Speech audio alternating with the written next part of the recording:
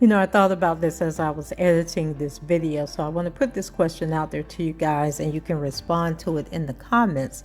But the thing that came to mind as I was editing is what happens if all of these people who testified, the five, well, I guess it would be the four Jane Does or victims or whatever they want to call them, who did get guilty verdicts in their charges. What if they show up at the sentencing hearing, as Geronda Pace has said repeatedly over and over and over, that she doesn't want him to go to jail, she wants him to get counseling. So what if all four of them show up and say, well, we don't want him to get prison time, we want him to get counseling, we want him to get help?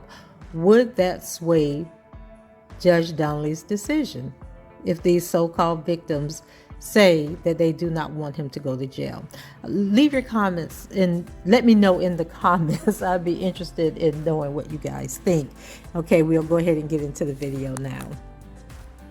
Hey everybody, this is Tracy here with another edition of A View from Tracy's Point, and we are here with the government's response to Attorney Jennifer Bonjean. You guys know in my last video on the Kelly case, I shared a letter that Jennifer Bonjean had written to Judge Ann Donnelly regarding Donnelly not allowing her an opportunity to formally respond to the government, who did not want Mr. Kelly's sentencing date extended. And so before Ms. Bonjean could file her motion, the judge ruled and said that she was partially denying the request, that she would not delay sentencing until after the Northern District of Illinois case.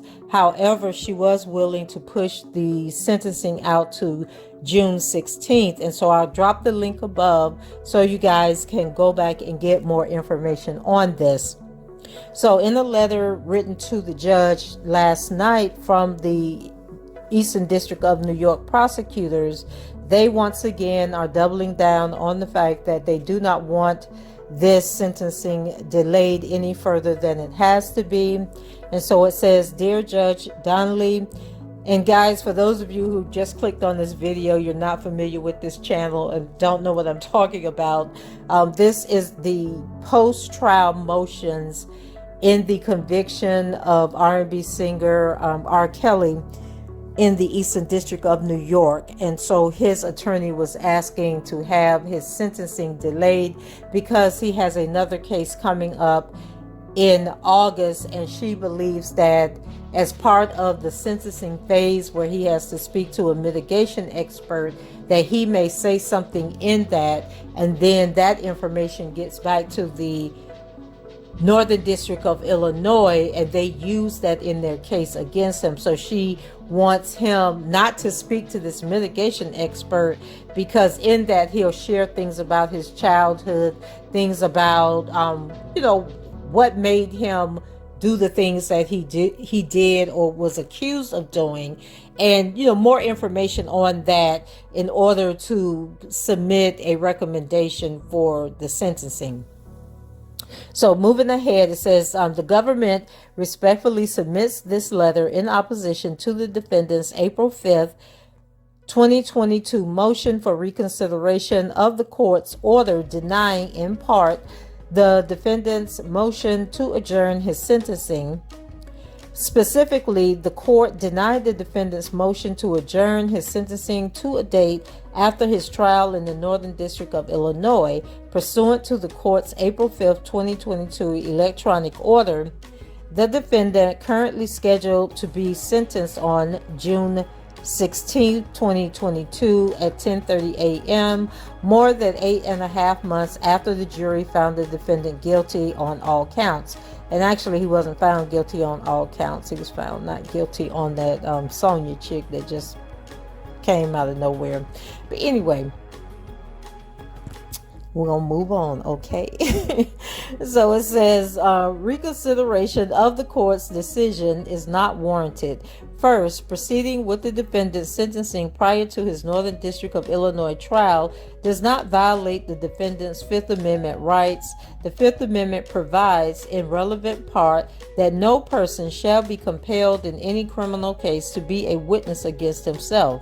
As the Supreme Court has long held, this prohibition not only permits a person to refuse to testify against himself at a criminal trial in which he is a defendant, but also privileges him not to answer official questions put to him in any other court proceeding, civil or criminal, formal or informal, where the answers might incriminate him in future criminal proceedings. Minnesota versus Murphy, which was a case heard in 1984. The potential statements at issue here involves the defendant's provision of information to a private mitigation expert hired by his defense counsel. Whatever information the private mitigation specialist would potentially provide to the court would not be based on any compelled statements of the defendant. Indeed, the defendant is not being compelled to say anything. He is potentially choosing to do so. These heifers get on my nerves. That is, of course, his choice. So basically, you want the mitigation specialist to ask him questions and him not answer the questions, and then therefore he doesn't get a proper sentencing. Gotcha. So it says that is, of course, his choice. But while the Fifth Amendment shields a defendant from the consequences of his compelled statements, it is not a sword that allows the defendant to benefit from a voluntary choice to make statements without any conceivable risk. Okay, guys, I had to step away for a second, so I can't remember where I left off. So let me go back and read what I do remember reading. Okay, so this is, of course, his choice. But while the Fifth Amendment shields the defendant from the consequences of his compelled statements, it is not a sword that allows the defendant to benefit from a voluntary choice to make statements without any conceivable risk. Indeed, this choice is faced by all convicted defendants when they decide whether and to what extent to provide information to a probation officer preparing their pre-sentence investigation report regarding the offense of conviction, particularly those, like the defendant, convicted after trial who intend to file an appeal. As the court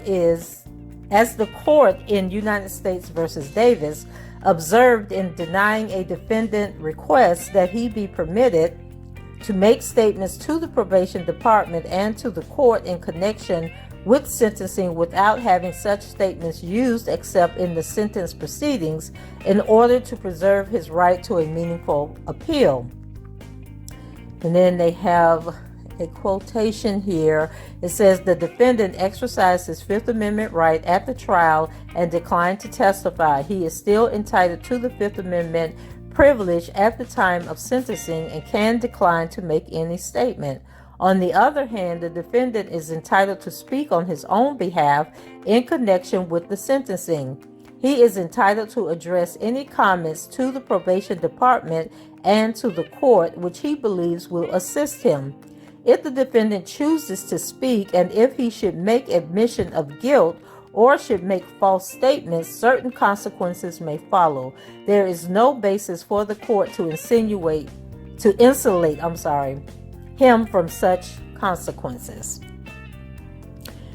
And then they talk about a case in the Southern District of New York from 1989, and then also another case, United States versus Slayton from the Sixth Circuit, April 6, 1990. The Fifth Amendment protects defendants only from compelled self-incrimination. Even accepting the defendant's argument that his fear of self-incrimination removed any true ability to exercise the choice of allocation at sentencing, We do not find that such a constraint rises to the level of compulsion required by the Fifth Amendment. And then another case, United States versus De La Paz from the Fifth Circuit in 1983, affirming district court refusal to grant a continuance of sentencing where defendant, following his guilty plea to firearm offenses, requested a continuance because he could not adequately exercise his right of allocation because an indictment for a continuing criminal enterprise was pending against him, and the information he wished to mitigate his sentence for the firearm violation might be used against him in the pending trial. And then they go on to say, notably, the defendant expressed concern here is even further removed. Statements made to a mitigation specialist retained by the defense are inherently less risky in this regard than statements made to a probation officer during the pre-sentence interview or to the court at the sentencing proceeding. Defense counsel will undoubtedly have the opportunity to discuss any statement made by the defendant to the mitigation specialist with the specialist prior to any disclosure to the court, and will be able to review any report prepared by the specialist prior to making a decision to submit any or all of the report to the court.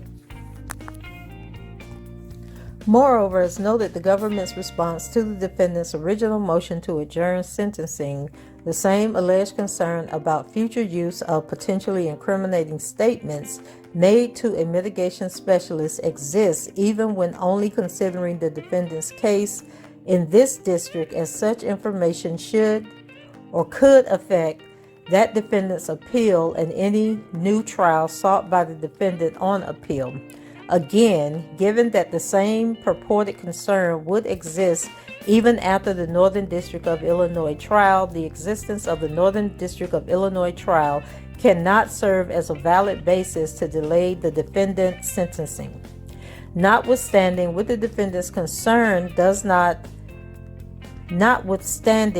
the defendant's concern does not provide a valid basis to delay his sentencing, the government nonetheless proposed a procedure that would address and alleviate those concerns, namely allowing the defendant to file any mitigation report or relevant portions of it under seal and issuing an order prohibiting the government from disclosing the report to anyone involved in the Northern District of Illinois prosecution.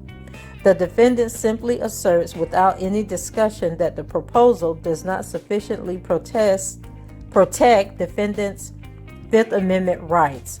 As discussed above, however, proceeding with the defendant's sentencing does not violate the defendant's Fifth Amendment rights, and the defendant's bald assertion to the contrary is not a sufficient basis to delay his sentencing, particularly whereas here there is a way to ensure that any potentially incriminating mitigation statements made by the defendant that he wishes the court to consider as sentencing can be provided to the court without risk that such statements will be used by the prosecution in the Northern District of Illinois. Finally, the defendant's ask is not a small one. At 2, whether the defendant likes it or not, his accusers are victims of serious crimes and have rights under the law. And child, we still waiting to find out what them serious crimes are that y'all keep talking about. Those victims have the right to be reasonably heard at any public proceeding in the district court involving sentencing, and the right to proceedings free from unreasonable delay. And furthermore, were the court to grant the defendant's request, the government anticipates that the defendant will make additional requests to delay the defendant's sentencing on precisely the same legally baseless ground, given that the defendant also faces criminal charges in state court in Illinois and Minnesota. Moreover, the court cannot predict whether An unforeseen development in the Northern District of Illinois case will delay the trial there for an unknown period of time, requiring the defendant's sentencing to occur after the Northern District of Illinois trial and any other as yet unscheduled trials in the defendant's pending state cases to address the defendant's purported Fifth Amendment concern is simply not reasonable in these circumstances. Respectfully yours, them heifers in the Eastern District of New York. So not surprised by this response that they have given. They definitely want to get their hands on whatever information that they can. And then I didn't realize that the mitigation specialist was somebody that the defense chooses to speak with him. I thought they were part of the probation office, but I guess the interview with the mitigation specialist is then turned over to the probation services office for them to make their final assessment of what they think the penalty should be. So I stand corrected there. And pretty much everything that they have here is typical what we would have expected their response to be. And I'm sure by the end of the day, Judge Donnelly will agree with them and keep the June 16th date. But just want to bring this information to you guys. Go ahead, leave your comments below, rate the video, and subscribe to the channel if you haven't done so already. And until the next time, I shall talk to you guys later. Bye-bye.